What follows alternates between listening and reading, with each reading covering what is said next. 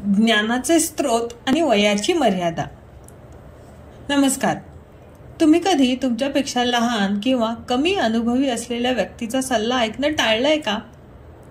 आपल्या समाजात एक समज आहे, ज्ञान हे नेहमी ज्येष्ठता, अनुभव किंवा मोठ्या पदवीतूनच येते.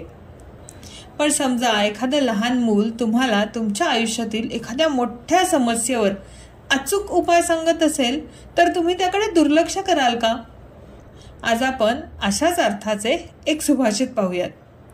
हे सुभाषित सांगते की ज्ञानाचा स्रोत नाही, तर त्या ज्ञानाची उपयोगिता अधिक महत्वाची असते.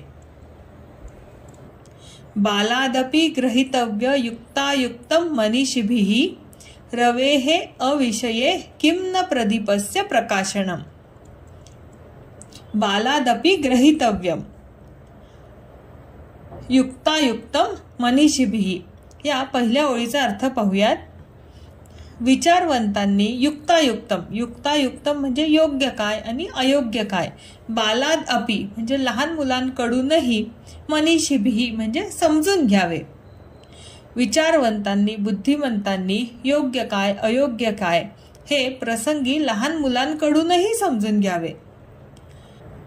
यासाठी एक उत्तम उदाहरण पुढच्या ओळीमध्ये वापरलं आहे. रवेः अविषये किं न प्रदीपस्य प्रकाशनम म्हणजे रवी, रवी म्हणजे सूर्य. रवेः अविषये म्हणजे जिथे सूर्याचा प्रकाश जात नाही, जिथे सूर्याचा प्रकाश पोहोचत नाही.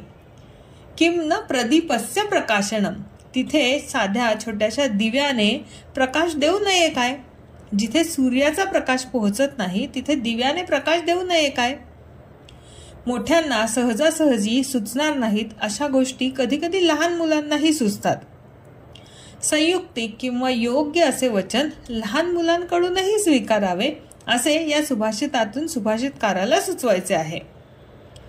तुमच्या आयुष्यातही अनेक समस्या अशा असतात जिथे तुमचा मोठा अनुभव म्हणजे जणू काही त्याला सूर्यप्रकाशाची उपमा दिलेली आहे, जिथे तुमचा मोठा अनुभव कामी येत नाही. अशा वेळी एखाद्या लहानशा दिव्याचा प्रकाश देखील तुम्हाला मार्ग दाखवू शकतो. एखादा अगदी साधा सोपा सल्ला सुद्धा तुम्हाला मार्ग दाखवू शकतो आणि अडचणीतून बाहेर काढू शकतो. जेव्हा आपण आपला अहंकार बाजूला ठेवू तेव्हा आपल्या लक्षात येईल की या ज्ञानाचे कितीतरी दिवे आपल्या आजूबाजूला सतत तेवत असतात.